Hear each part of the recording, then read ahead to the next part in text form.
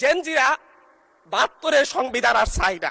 আপনারা যে জেনজির কথা বলেন, সেই জেনজির প্রতিনিধি হয়ে আমি সংসদে কথা বলতে আসছি।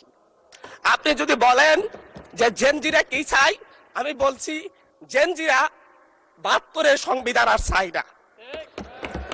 আপনি যদি বলেন জেনজিরা কি চাই, আমি বলতে এসেছি জেনজিরা এটাই চাই, স্বাধীনতার 30 বছর পরে জন্ম নিয়ে আমার মতো যারা সন্তানরা রয়েছে তারা কেন ভোটাধিকার পাই নাই, তার জবাব চাই।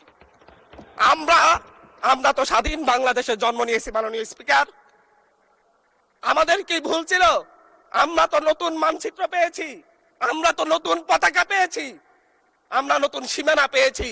আমাদের পূর্বপুরুষরা 1971 সালে রক্ত দিয়ে আমাদের জন্য একটি নিরাপদ বাংলাদেশ গড়তে চেয়েছেন, কিন্তু আমরা কি সেই নিরাপদ বাংলাদেশ পেয়েছি?